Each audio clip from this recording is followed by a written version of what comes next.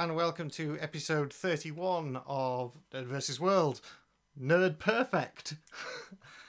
I'm Spindles. And I'm Ady. Unfortunately, Brendan is off poorly sick this week. But never fear, for we are joined by the very lovely Helen Arney, who took some time out to have a chat with us and tell us all about herself and giant floating purple upside down cows and all manner of wonderful things. So yes, enjoy.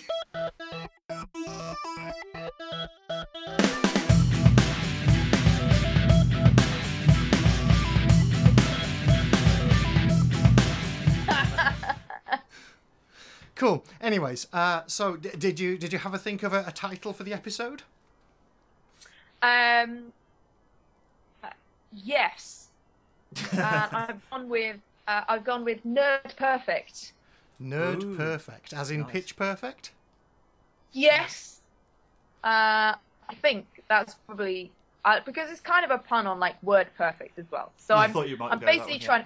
What I'm trying to do is too many things at once with this. I'm trying to add the word nerd to the film Pitch Perfect, which I really like, and also make an extra joke of it sounding a bit like Word Perfect. That's where I go. I spend quite a lot of my time trying to think up puns with the word nerd in, based on popular catchphrases. Because like our last tour, Full Frontal Nerdity, that took us about 6 months to come up with. The latest in the suggestion box for the 2015 tour include Just for Graphs, not a popular one. No, I like that. That's and You Can't Polish a Nerd. Can't polish a nerd. Very cool. Yes, I like that one. Those are the two front runners.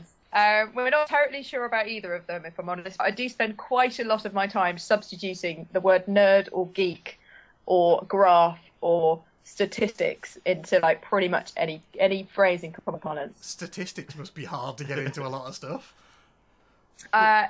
We tried like throwing statistics for a dog. It wasn't popular. It's like throwing a stick for, you know. Yeah, Do you know what I mean? It's no, like I there's like something in there. It is. Something. The word pie works quite well for a lot of things as well. Yeah. Pie curious. Yeah. Yeah. Nice. Bilingual. But yeah, there's a lot of headroom there. I don't think every single nerdy pun has been investigated and used yet. So I we're hoping to find think something not. truly original.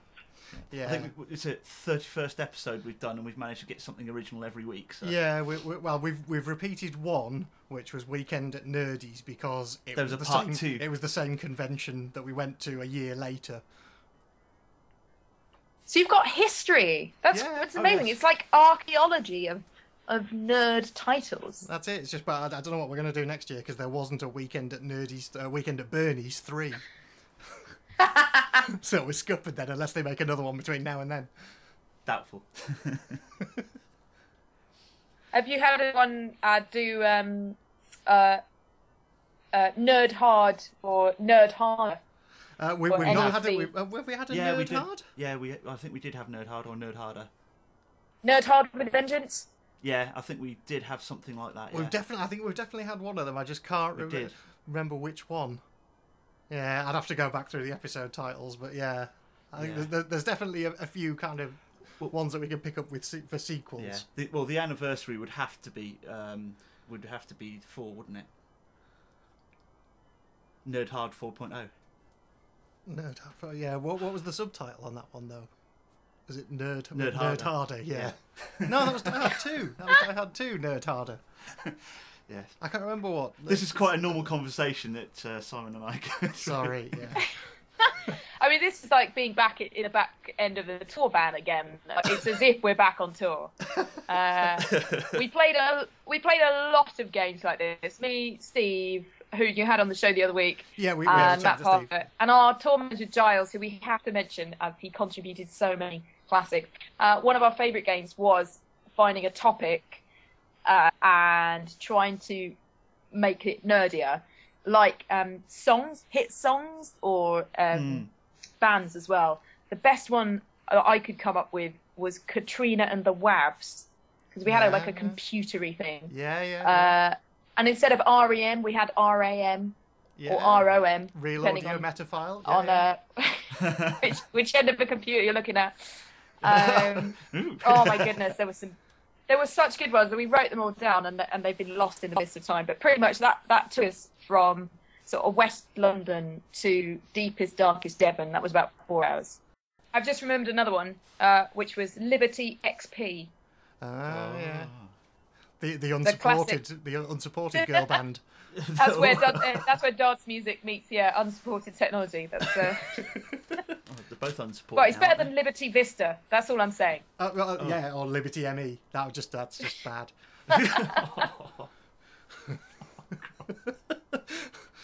Sorry. That was just dirty. So, anyways, yes.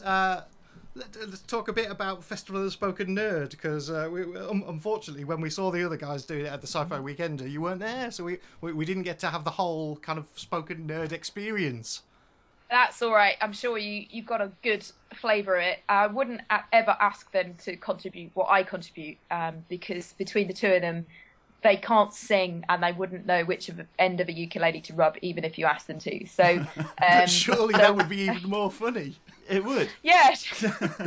Steve would do something like set fire to it just for some kind of demo he was trying to do, and Matt would just calculate how it would be a lot better if the ukulele was just a spreadsheet, a spreadsheet, or just a box, or something that tessellated a lot better. You know, he would be a lot happier with something more mathematical. But it's got 4 strings. It's not even a prime number. It's not even an interesting number. So I totally see his point. But yeah, it's been good fun. We're just supposed to do a bunch of shows at the Udderbelly on the South Bank. So we've got one tomorrow, and then another one 4th of June and 18th of June, which are going to be a lot of fun, I hope. Yeah. So what is the Udderbelly? Have you not heard? Well, no, I've got vague things about it, but I just can't quite wrap my head around what it is. It is a giant upside-down purple cow-shaped tent. I'm going to do it in very small chunks. So you've got a giant upside-down purple cow-shaped tent, and it's in a green patch of AstroTurf. I mean, it's very much like upstate New York. And it's I must have missed the giant Bank. upside-down purple cow when I was in New York. They've got, you've got to go out. It's near Newark Airport. You've got to go really fast. Okay, there you go. That explains it. It's on the South Bank. It's within spitting distance of the London Eye and the Royal Festival Hall. And they've created this pasture where there's kind of bars, and it's in this sort of dip. So you can't really see any of the rest of London. You're like in this magical kind of TARDIS where the grass is beautifully green and all the upside down cows are beautifully purple. And 2 or 3 shows a night happen in this giant purple cow. And it's comedy, and it's theatre, and it's circus, and it's all sorts of stuff. Like, if you went there of an evening, it's kind of going into this sort of magical green land where there's the sun is always shining, and there's you can pop in and see Tony Law, or you can see Festival of the Spoken Nerd, or you can see a circus troupe, or you can see like a banderman improvising a rap musical for an hour, and then you come out into the gleaming, beautiful green sunshine again. And then you go and get a tube for Waterloo, and your life is wholly worse for having left. Yeah, so it's quite magical. Normally, it's at the Edinburgh Fringe, so it's kind of at the central point at the Fringe during August. But I kind of think they just went, well, I'm sure we can make a lot more money out of this during the rest of the year. Yeah. So let's move it down to London. Yeah, where that makes sense. Most of the people who go to Edinburgh are anyway. Yeah. So they stick it on the South Bank for a couple of months before they ship it up and travel it to Edinburgh during July. And they set it up, they do a month of shows in there, and then goodness knows what happens. It goes back to the farm. Okay. Giant purple farm. Back to wherever giant purple upside down cows go when they're not doing by things. Airship and steamboat. Oh, I wish they did. I wish they just floated it. I wish they just raised the whole thing, just lift the whole ground. thing up. Yeah. Sorry. Yeah, they cleared the airspace. Oh, but they and certainly people should saw do it that. flying over London Luton Airport on the way up to Edinburgh. That'd be Whilst beautiful. performing. Wow. They should totally do that now, because steamships are on the way back now. Yes, they are. Aren't they building a new one somewhere? It's already out. Oh, is it it's built? a giant one. Yeah, there's a giant steam. Well, not steamship. It's an like airship. Yeah, Zeppelin thing. Massive thing. What? Yeah. Zeppelins are back in fashion, But with a safer, floating. yeah, less explodey, yeah. I think. Yes. There were always a few problems there with the whole exploding business. Yeah. Well, that's because they all used to smoke when they were in there. Not helpful. And bullet holes, that. Yeah. It is health and safety gone mad now, how you can't smoke in a highly flammable airship nowadays. Or fire, I know, what's the world coming to? What the world is coming to is it's crashing down from the sky. That's what's happening there. In a giant, Giant purple floating cow. Enough with the giant purple floating cow. Yeah. So with Festival of the Spoken Nerd, are there particular songs that you do as part of your bit in the act? It sort of depends. We've done 2 tours now where I've done a few different songs, depending on what kind of matches up with all 3 of us. Because the show is like we kind of start writing a show about a year before we do it in Edinburgh, a year before we tour it, and we just sort of throw loads of things in.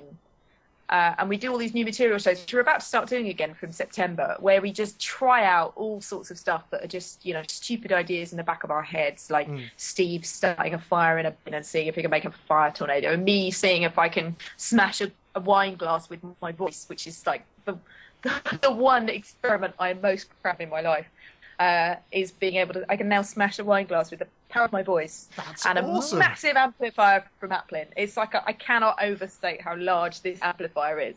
But genius. It's really fun, and sometimes we get people out of the audience to do it, which is enormous fun. So I don't just do the songs on the tour. Yeah. This was an idea we had. I've had for ages and ages and ages to want to try and use my voice for science, not just by doing songs that kind of match up with the themes of whatever the show is, but I actually wanted to do a thing, a science, stand back. I'm going to do a science with my Investigate the voice. feasibility of the brown note. Exactly. That was, we didn't get the deposit back on the venue when we did that. It was not a purple cow that night. It's been really fun to try to do that, and learning the physics of what's actually possible, learning how accurate you need to be, and how powerful you need all this kit to be, because I can't do it with my voice. You have to be able to hit about 120 decibels, which kind of, for comparison, 120 decibels is about the same volume as sticking your head inside a motorbike engine. I was just That's about to say, loud. my motorbike's 119 don't decibels. say that. He'll go outside and do it. Yeah. I've got a bike that does that. Yeah, exactly. That is how loud you need to reach. You need to be able to sing that loud, but not just like motorbike noise. One single pitch within about 3 or 4 hertz. Yeah. And the wine glasses that we use are Tesco Finest crystal wine glasses. They say they're crystal on the packet, which means they're a good material for vibrating. But because they're Tesco Finest, they are some of the worst workmanship you could possibly hope for in a wine glass. So they're the perfect material, but they're really badly made. So they're a little bit wonky, and they got, you can see the cracks in them, before you've even taken them out of the packet. So they're perfect for Just trying wave them to at the smash. audience. This is a real glass. It's all fine, isn't it? Yeah, you can't show it. Yeah. Just don't look at the base. But yeah, they're really good. I mean, I've hit them with hammers and they haven't broken. Oh, okay. The hammer just bounces off them, because the wine glass is fundamentally a pretty strong shape. sturdy, But that's what actually makes them breakable, because what you're trying to do is hit the single frequency that makes it vibrate to its absolute maximum. And it's the frequency that's the natural resonance of the glass. So you can actually find it really easy by just tapping a wine glass. When you tap a wine glass and it goes bing, Yeah. it's that note. That's Right. what you need to sing back to it. And it's normally around a kind of C or a D above middle C, which is about 500 and something hertz. So you have to get within 3 hertz, which is like less than 0.5% of the right frequency. You have to get it that accurately. You have to get it up to 120 decibels, and you have to hold it for long enough for the glass to vibrate so much that it breaks itself up. Yeah. Do you because ever have if you hit it with a hammer, first time it doesn't go, but if you get it to vibrate itself so much at the frequency it loves vibrating at, it loves it so much it will just cannot stop itself smashing up. It's like rather than trying to smash it with your voice like a hammer, what you're trying to do is kind of do more kind of Derren Brown thing. You're trying to persuade it to break itself up from the inside. Nice. Just using the power of your voice. Psychoanalyzing a wine glass. Yeah, I spend a lot of my time convincing wine glasses that they want to stand up in front of audiences and pretend to be touching a tarantula or whatever it was he did in his last show. Oh, I don't know. Have you ever had a moment where you've accidentally shattered someone's reading glasses or a wine glass in the audience? No, I never have, because it's so hard to get anything to vibrate more than just a little bit. No, if I wish. That would be truly epic if you managed that. That would be so beautiful. We were going to do a whole thing where we'd rigged up what was basically a trick to smash something later in the show.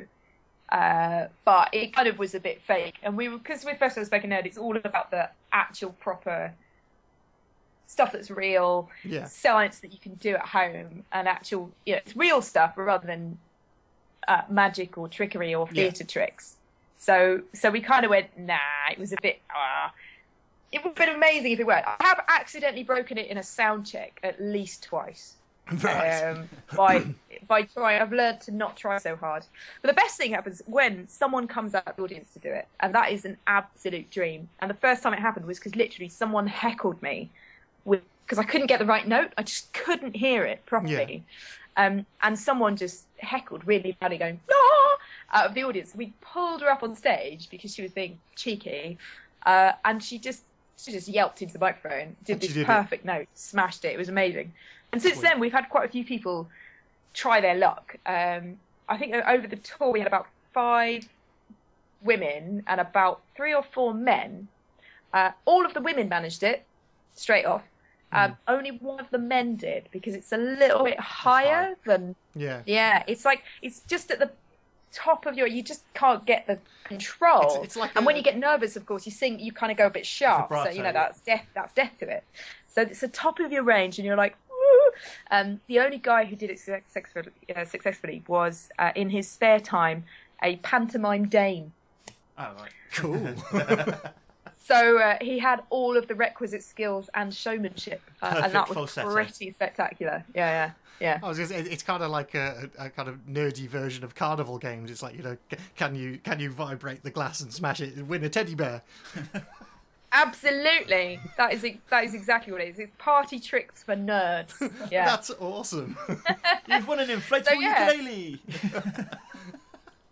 So that's pretty much what we do when we're working on a new show. We kind of throw in bits of everything, and I might come up with a stupid idea for a mathematically accurate love song or something like that, and I'll bring it along and we'll try it out in loads of these preview shows where we're just there's 40 people in a room above a pub or something, and we try all these things out, and eventually they kind of evolve into these weird epic things. The mathematically accurate love song I did ended up going in the last tour but one, where I sang it quite straight, like all of it's kind of a song made up of equations and stuff like that. And Matt did backing maths on an overhead projector, which when it was a proper, like, it had an orange cable. It was like being back in school. And when he took the cover off it and revealed what it was, it literally got the biggest cheer of anything we have ever done. Because it was like joy plus nostalgia, plus recognition, plus realising that the 2 14-year-olds on the front row had no idea what that thing was. So it's like a whole audience just ganging up and going, oh, I may not be young anymore, but at least I can enjoy remembering that. So it's just a lovely thing. It turned into this weird battle between Matt with an overhead projector and Steve, who'd made some PowerPoint slides. And it was kind of this epic battle between old and new. OHP versus with a background of mathematically sounding biscuits. I was kind of That's kind of how it went. So yeah, we come up with these daft ideas. I do a couple of songs of my own, but they're much more fun when they end up melting into something that one of the boys does as well. So yeah, because I'm trying to think whether you played that mathematically accurate love song when you, because I saw you. It was in the South Street Arts Centre in Reading. Lovely South Street Arts. Yeah, so that was a lovely little gig. That was a great night. Yes, which had Professor Elemental. Professor Elemental, yes. He came and did a guest rap on one of my songs, which was amazing. Because we have that. That's been out on iTunes for like a year and a half. But that gig was the first time I'd ever met him. Oh, this right, is the joy of the internet. I had never met him before. We got hooked up on the internet by a mutual friend, Baba Brinkman, who is a science rapper who's now back over in the States. His producer, Jamie, also produced some stuff for Elle and me, and just went, this is going to work if I put you two together. But we never met. We did it in separate days in the studio. So even though we're on the track, it sounds like we're having a conversation. Yeah. We are not having a conversation. Wow, that's awesome. So that was the first time we'd ever met. It was amazing. Wow, so he's so brilliant. I absolutely adore him. He's absolutely wonderful. He is lovely. Yeah, we had him on the show a while ago, and I've seen him at several gigs. Point, he's great. I would like to do something with him again, but I'll have to write a song before then. He's busy like off time travelling to find his trousers. I think he's doing the album that was meant to come after the last one. So he's busy writing songs in different time periods as well as trying to track down Jeffrey in the time travel trousers. Yes. I love those time travel trousers. I wish I had some. Other stuff I was going to... Yeah, we were talking about new shows and things there. You were just down recording a pilot for Radio 4? Yes. How did that go? That went really well. Well, it's difficult to say unequivocally that it went really well, because we really enjoyed it. The audience were absolutely brilliant. We worked for like weeks and weeks honing this script. Our producer was really happy with it. The other actors we had involved and our writer that we worked with, they really loved it. We all really loved it. We all had a great time. But we don't know yet whether it will get commissioned or not. So it kind of officially, it went brilliantly until we know that it didn't. Fair enough. Okay. It went brilliantly until someone officially tells us that it didn't. It was really fun. It was amazing fun to do something that was almost the opposite of what we do in our stage shows, where we kind of we have so much on the screen. The screen is like a fourth person. Yeah, it's all in very the show. visual. It's very visual. This is why it took us so long to even get anyone to agree to give us a pilot.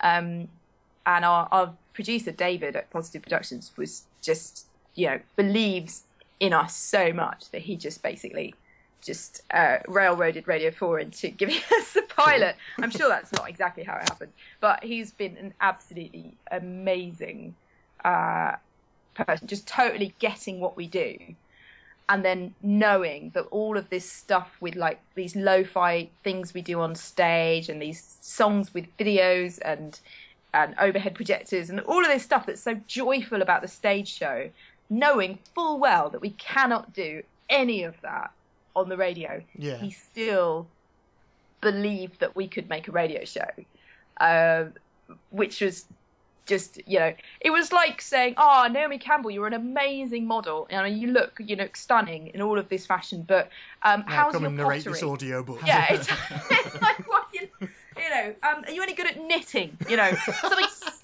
Something slightly related to what you do already. But, I just know you could really, have you considered dancing on ice or something like that? What? So that he's been absolutely amazing. But yeah, it's been really, really fun experience because we obviously can't do any of our real science demos, and there's always no point doing any real science because no one can see it. No one can see it. Yeah. You're only describing it anyway. So kind of actually the ceiling blows open, because not literally, Steve didn't do that, but isn't that always a danger? Yeah, hang on a minute. Because you no longer are limited by what you can physically do in a theatre, and that's what all of our demos are quite lo-fi. They're quite put together from stuff that we found that it's part of the joy that you think, oh, I could do that. But actually, I mean, there's no point doing a lo-fi demo and saying, oh, Steve started a fire in a bin. Oh, look, it's a fire tornado. You might as well, because it's radio and you're not doing it for real anyway. You might as well say, well, we've made a 25-foot high fire tornado. You know what? You might as well just do absolutely anything. Like, literally anything is possible. So the perspective's completely different. It's not what can we do with what we've got available. It's like, what in the universe do we want to do? And it's almost like overwhelming. It suddenly opened up the playing field of it. Well, like, we can theorise this. Yeah, of infinity, which small bit are we going to do, rather than of the set of practicable things that we're not going to have to be banned for doing. Yeah. It's an infinite set, and we're like, wow, whoa, yeah, so it's really fun. And of course, like, because I do songs, and a lot of my songs are kind of narrative songs that go on for about 3 minutes. We were told with no uncertain terms that having a song more than about 45 seconds long at 6 o'clock on Radio 4 is not acceptable. It's just you're just shooting yourself in the foot, because people switch on to hear speech, and if they get a 3-minute song, that's actually 10% of your show if you have a 3-minute song. And I'm like, I don't see anything wrong with that. Obviously, 10% of the show, exclusively me. 10% of it all yours, that's fine. Yeah, that's great. That's my bit done. See you later, guys. I'll see you after the recording. What else? So 10% of the show, and when you start breaking it down like that, you're like, oh, wow, what else can I do? Is there something else? So I ended up writing loads of stuff that's talky stuff instead, and because the scenario is that with 3 suspiciously unemployed scientists for reasons not truly revealed, but suggestive of incompetence or low social skills. We're left we'll in code charge HTML for food. Yeah, pretty much. We're left in charge of a organisational business that we would not normally be left with, and we try to make it much more efficient and better and make more money with science and with scientific thinking. So the thing that we're left with, I mean, this could be anything, like we try running a sports centre or a nuclear submarine or an estate agency, but we end up with a restaurant. And Steve's thing is that he confuses fusion cooking with fusion reactors. Right. And he basically builds a fusion reactor. And there's quite a lot of substantial stuff about how currently we're trying to build a fusion reactor, ITER, which is the International Thermonuclear Experimental Project that it just sounds so bad having the words thermonuclear and experimental in one sentence. It's why they don't call it anymore. They just call it ITER. They just call it ITER. And if anyone says, what does that stand for? It just stands for ITER, all right? Shut up. Don't look under the carpet. Don't push that button. Yeah, definitely not.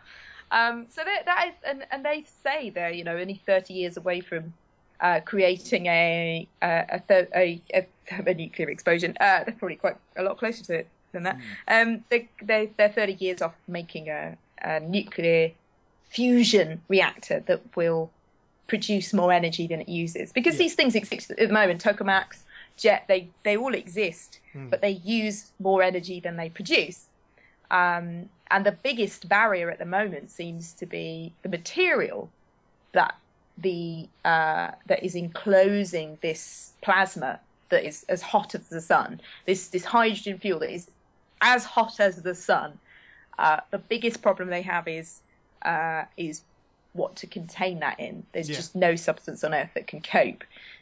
So that's their biggest problem. They can get the plasma to be hot enough, and they can pretty much get it to do its business, but they just can't find anything to contain it. It's literally an explosion waiting to happen.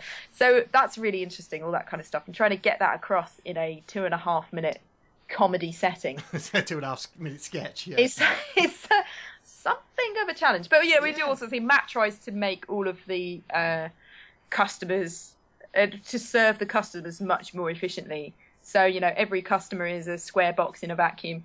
And using the classic traveling salesman problem, this mathematical problem of you've got a certain number of cities that you have to visit. You have to visit them all once.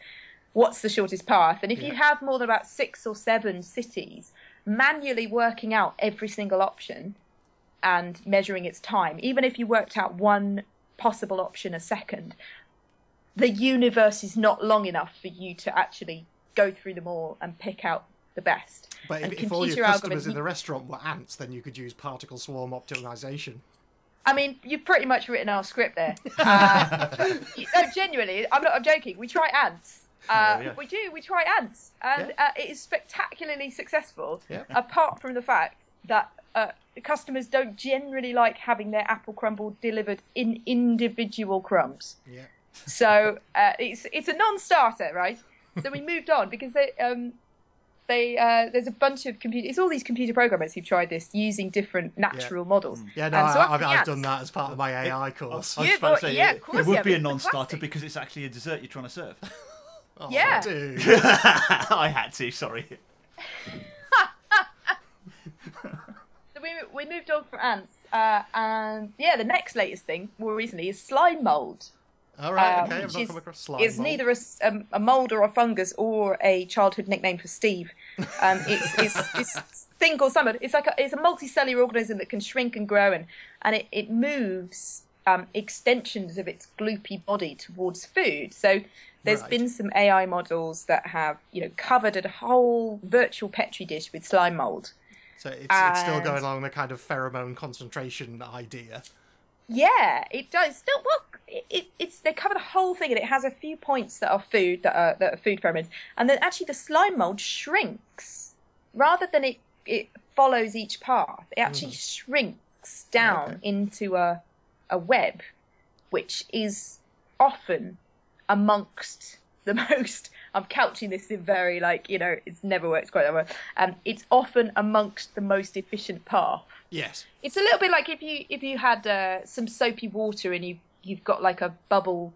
It's like where a you bent end up with coat the hanger. hexagonal bubbles. Yeah, it's like that. It's kind of you get loads of liquid, you get loads of the slime mold, and it shrinks down to connect the parts together. And they've done this with things like the Tokyo train system. They've mapped out in agar the points of the Tokyo Shinkansen trains, high-speed train system.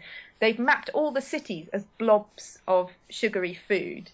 They've covered this whole layer of petri dish with slime mold, and it shrinks down into little paths that connect all the food dots, and it pretty much looks like the Tokyo tram system. It looks exactly like the map of how the trains have been connected. So it's really interesting. So they've done this with all sorts of things, and so slime mold. We basically cover the restaurant in slime mold in the hope that will.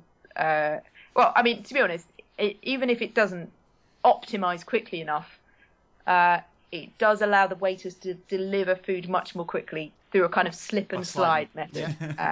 So we had a lot of fun. I mean, that's some of the fun of doing cool. this. Yeah, we'll see. We'll see whether Radio 4 agree. We desperately hope so. Well, it's something I listen to anyway. If that's any consolation. You could always go with it to British Airways. They love putting different random comedy shows on the in air radio shows. I shall listen out for that while I'm on my way to I'm sure one of the channels is tomorrow. just constant comedy, and they just buy up whatever they can get hold of. Really? Yeah. Well, it's worth having a look. I wonder what on earth I'm going to listen to tomorrow.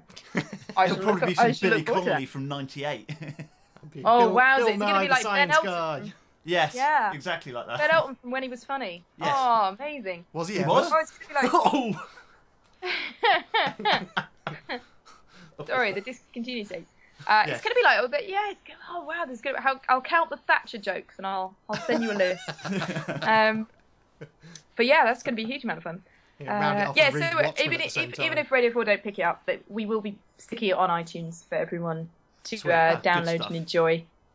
And if we do get a series, then we'll make the whole series and then stick it up on iTunes for everyone to download and enjoy. So either way, it's a win. Whichever way we'll get it. Yay! Yay! So yeah, it's been a huge. And I think if we do get the series, we'll start taking suggestions of what business/organisation we should run as 3 underemployed nerds. If you have any suggestions right now, the NHS, please do. The NHS. Oh, yeah. The problem with the NHS is there's quite a lot of science in that already. There is, but it depends on what department you go into, though. You can be selective. It would be more correct than funny, yeah. Like heart surgery or something like that. I don't know. Oh, one thing we thought of that was sort of less, that had a bit less science in it already was running a kindergarten. We thought that'd be quite fun. Seeing if we could put the clients/children to work doing something useful in a kind of. There would have to be something involving Brownian motion of children. Yeah, or something like that, being links in a chain of, like, the original computers as they were actually people. The word computer was used to describe a person who did a limited calculation that got passed on to someone else. Like it's what they did with the I've been doing all of the hairdressers after the French Revolution. Because all of the aristocrats who used to spend a lot of time having their hair dressed obviously lost all of their heads and the accompanying hair. So all of these hairdressers were out of jobs, and yet they could do quite simple calculations. So actually the original computers were a bunch of post-revolutionary French hairdressers doing, 2 + 2 and passing it on to the next person who was like 2 + 4. Oh, this is easy, this stuff. So yeah, I love that idea. So maybe we could set the little children off doing little calculations. I thought Matt would probably quite enjoy exploiting a junior workforce for that. We've got to do a brewery as well, because surely piss up in a brewery. Surely we can organise a scientific piss up in a brewery. Yeah. There's a heck of a lot of science in brewing nowadays.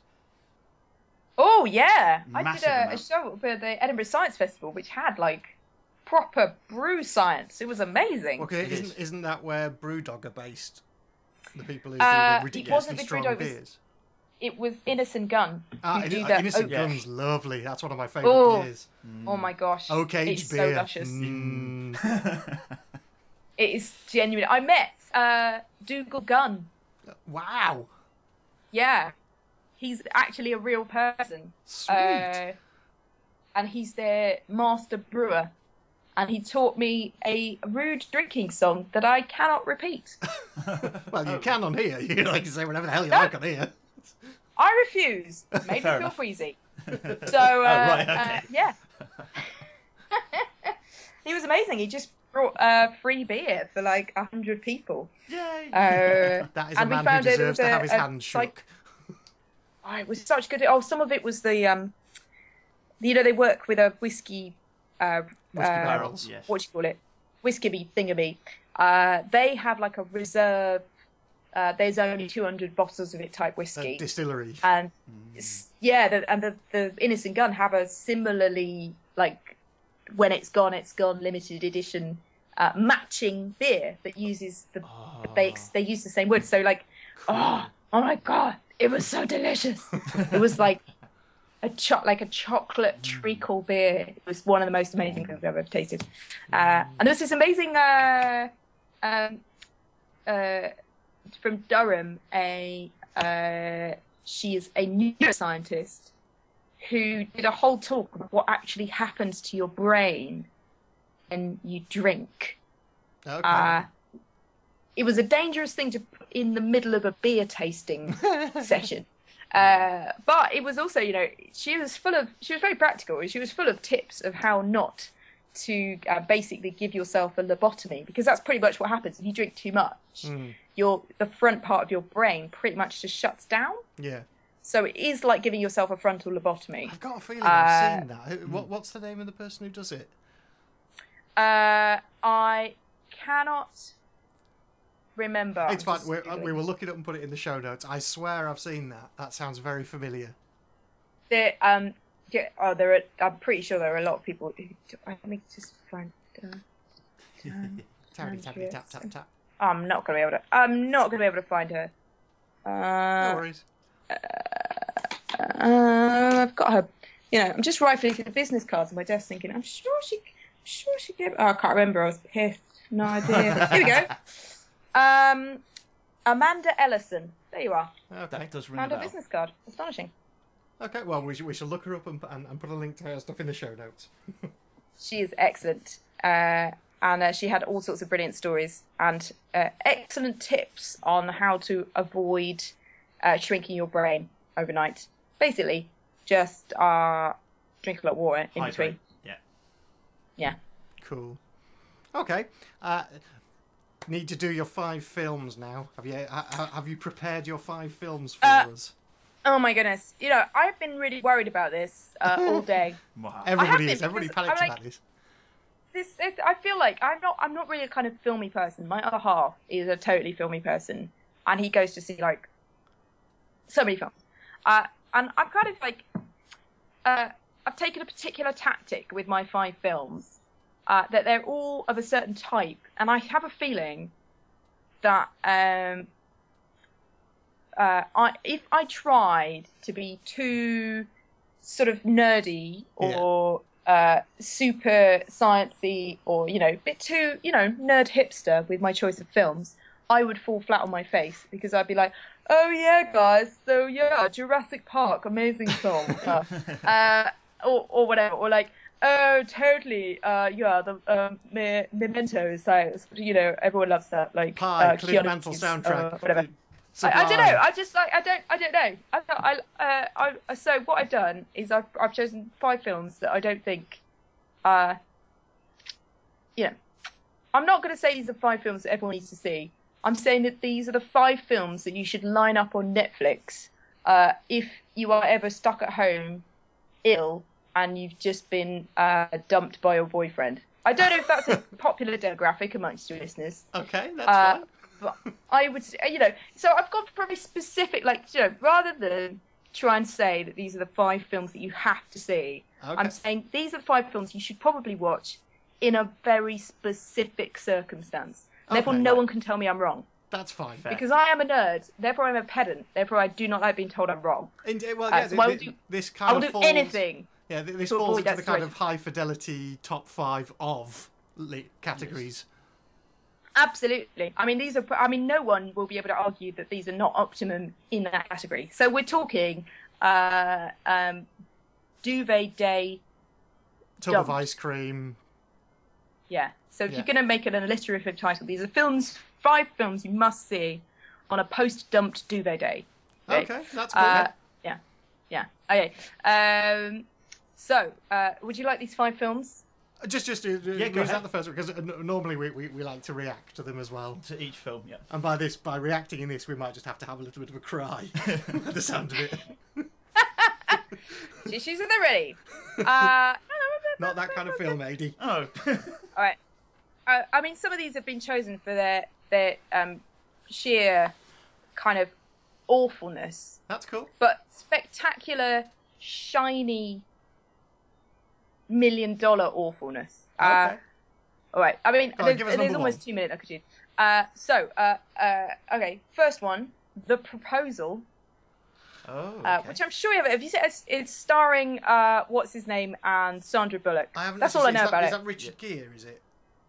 No, it's someone much younger who looks like Richard Gere. Right. Okay. That'll be why I think it's Richard Gere then. Sandra Bullock dates a much younger man. Right. Who is her assistant. She is a high-flying Canadian publisher attempting to renew her visa, which she doesn't manage to, instead take a green card, by marrying a confused young Alaskan. Okay. It all ends very happily, and there's a very cute dog. That's all I'm saying. Fair enough.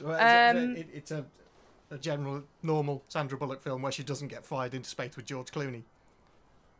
Do you know what? That would probably have been a better choice. So I'm going to delete that. Right, let's go. Do you know what? I'm going to suggest a film, and you're going to suggest a better film with some of the same people in. All right, okay, that's fine. How's that? That's fair. We can All right, do that. okay. So Gravity. All right, proposal is out. Gravity. All right. Gravity is and in. then you take responsibility for it, so I still can't be wrong. That's fine. Yeah, absolutely. All right. Okay, so what else? All right, this is a terrible one. Sweet Home Alabama. Oh, okay. Have you ever had the misfortune to see this? Yes, I have. Yes. That's a long time what's ago. her name? Reese Witherspoon. Reese Witherspoon. That's the one. Yes. Yes. Also, a very cute dog. It's a bloodhound. A very cute dog. There's pretty much a theme of these. There is. Is there a theme of little cute dogs going on in these? It's pretty, it's And pretty mopey much girls. all cute dogs in it. We're not going to see Beverly Hills Chihuahua in this, are we? Oh God. Oh yeah, no, I've got Legally Blonde on the list. Right. Legally Blonde, that's fine, as long as it's not Beverly Hills Chihuahua. She's totally got a Chihuahua in a bag. So something else Don't with Reese Witherspoon that's slightly better. I would say Election is a damn good film.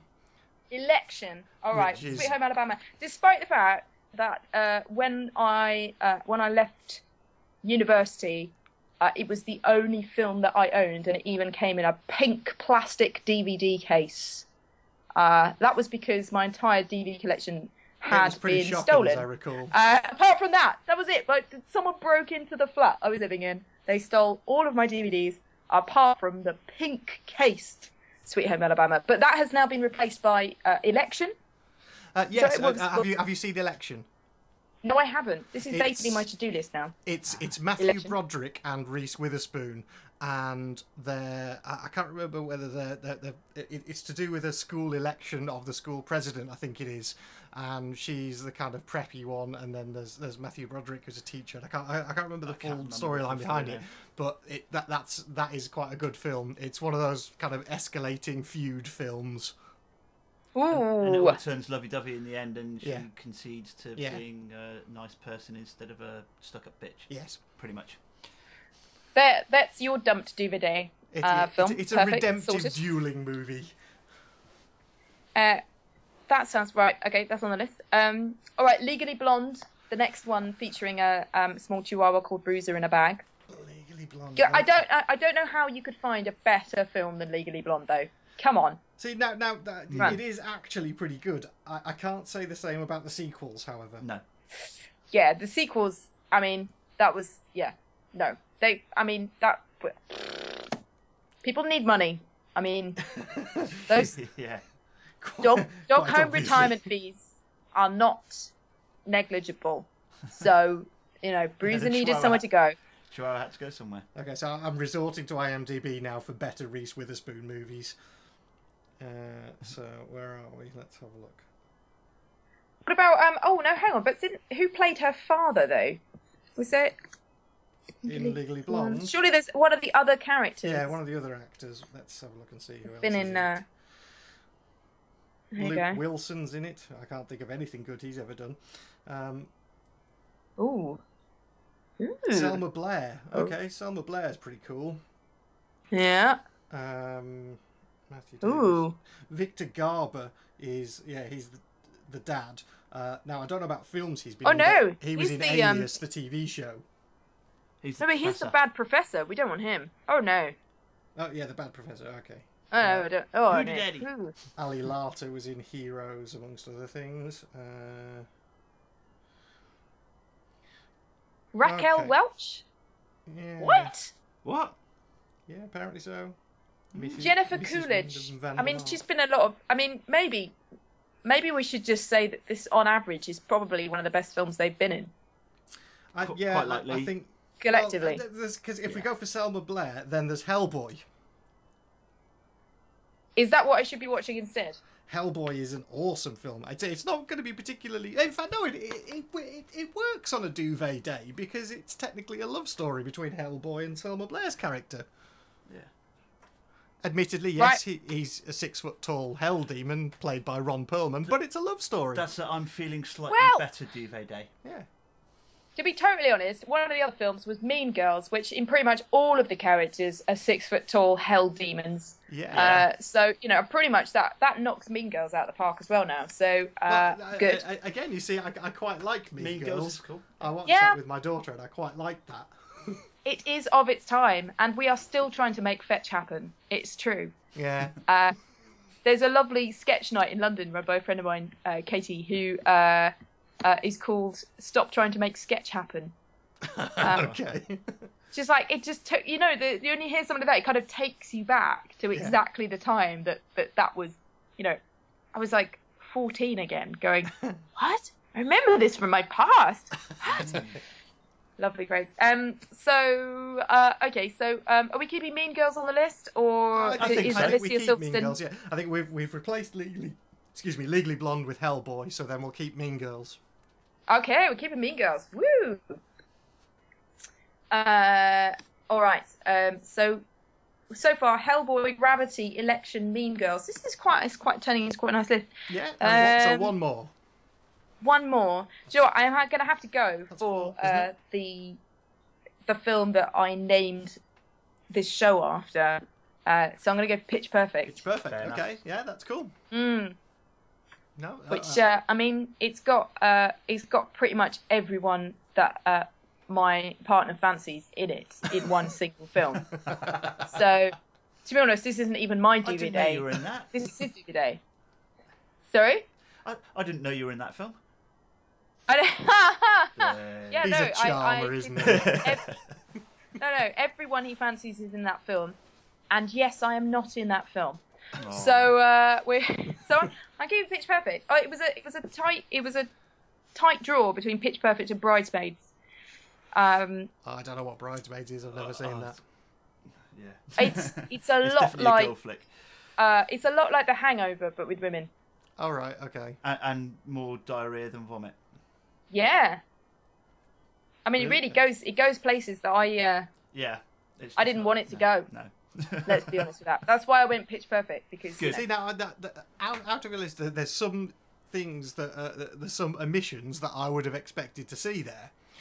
Things like The Sweetest Thing. Oh, yeah. Cameron Diaz. I would have expected to see 10 that. Things I Hate About You.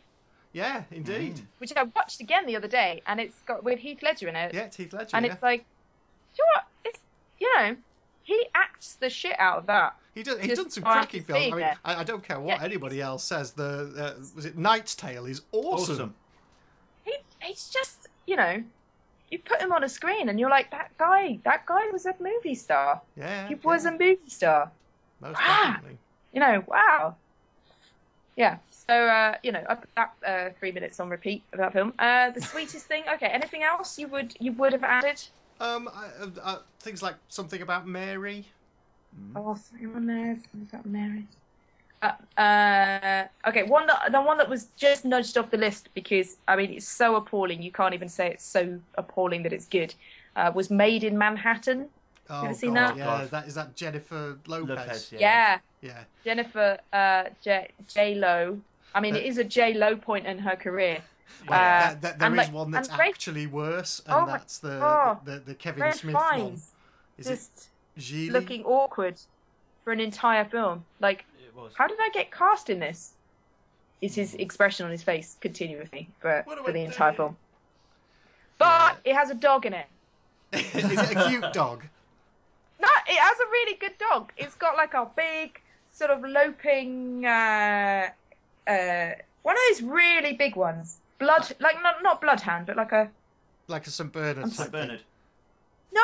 It's like a brown. It's like a really big Labrador. Dribbling. Like an What are they? They're oversized Labradors. They've got a name. They're like wolfhound. No.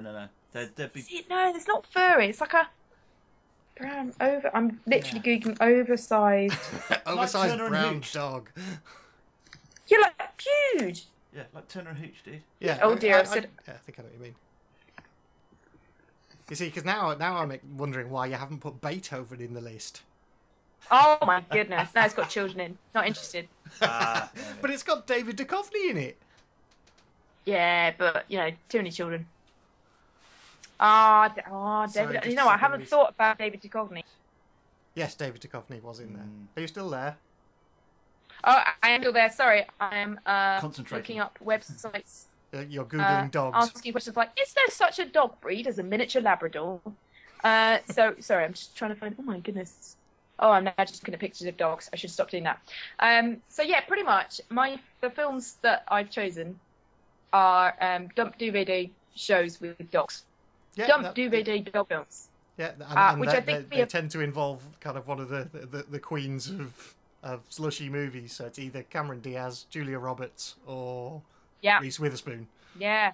I mean, if Pretty Woman had a dog in it, it would be on the list. That would be on the list, yeah. Yeah, it would have been. I mean, quite aside from the fact it would have been a better film. Yeah, Pretty Woman with a dog would have been an entirely more disturbing film. But like any rule, there is an exception. So Marley and Me, that's never going on the list. Okay. I mean, too much dog. That's too much. Hinges too much on the dog. Yeah. So that's not. I mean. But as Ady pointed out, then there was all the kind of 80s buddy cop dog films like K9, Turner and Hooch. Yes. Oh my goodness. So yeah, pretty much these are films that I've listed not because I will get any cred whatsoever, but I just thought I would go down a very specific route. So dumped DVD dog doovies. Dog doovies. Dog doovies. Yeah. Dog doovies. I don't even know what's going on. No, indeed. Okay, well, I guess, yeah, we'll kind of wrap it up there. Anything you need to plug vociferously before you finish? Things to plug. What am I up to? Festivals and Nerds. 2 more shows in London. We're at Latitude Festival as well, and we're also doing the Preston branch of the Lancashire Science Festival later in June, if anyone is up north. Sort of northwest, sort of Preston. Basically, if you're in Preston, that's really the only time that will be of any use to you. Also, I'm doing a show with my sister, which is an experiment of a very dangerous sort, because I have never worked with my sister before. She is a science writer and makes radio shows about science. So we kind of do slightly similar stuff, but we've always been a bit scared of working together because we think it's all going to be like lots of fun and jolly and nice and laughs until one of us gets killed. I mean, that's pretty much like we think everything's gone very well so far, but I just feel like it's just a few sharp words away from an ice pick through the back of the head. Both detonating each other on stage. Yeah. So it's a dangerous game. But we're doing a show on 16th of July in London called "How the Victorians Ruined the World," cool. And we have, which is a kind of because we do think the Victorians ruined the world, and we're asking the audience to vote on the one thing that they would change back if they could. Like the Victorians invented Christmas trees, over-reliance on petrol, prudishness. Yeah. They invented like social housing, which is like yay, but at the same time, boo, because they kicked all the poor people out of the slums in London and didn't give them anywhere else to go. Boo, social genocide, boo. And toilets as well. The Victorians invented the flushing toilet and made it the luxury gold standard throughout the empire, despite the fact that most of the empire could not really deal with a future that had 50 gallons of drinking water flushed down the toilet for every single member of the population, when they had perfectly good composting toilets. So the Victorians are to blame for the water shortage across most of the developing world. It's a pretty bold statement. I definitely think that you've got to have something involved in there, though. If you can cross the two and have that as a setting for your radio show in a Victorian household. If I could set a radio show in a Victorian toilet, I flipping well would. Hopefully, at some point, the Spoken Nerd series, we will be in charge of the London sewer system, which would be amazing. We do have a couple of experts help us. We have genuinely an expert in toilets at UCL. She is part of the UC Loo department, which is UCL team. There is a whole team devoted to like contemporary and historical sanitary engineering. I mean, it sounds completely out of this world, but it's genuinely, they organise conferences together and stuff. It's amazing. And we also have a Victorian sexpert who has written a sex guide to the Victorians. Oh, okay. Is it all pitch black? I beg your pardon? Is the book pitch black? It's it comes so Victorian with sex with the lights out and yeah, definitely. It's got lights and no lights, and also it has a little frill around the bottom, so you can't see the book's ankles. Because that would be rude. Yes. So she would be talking. She actually takes the opposite stance. That actually the Victorians were very open-minded about sex. So I've yet to be enlightened about this. You will have to come along to the show and find out. Indeed. Okay. So yes, thank you very much for your time, Helen. I've been Spindles. I've been Ady. I've been Helen. Got it right. Nailed it. Woohoo! I was really worried about getting that wrong. And the sign off.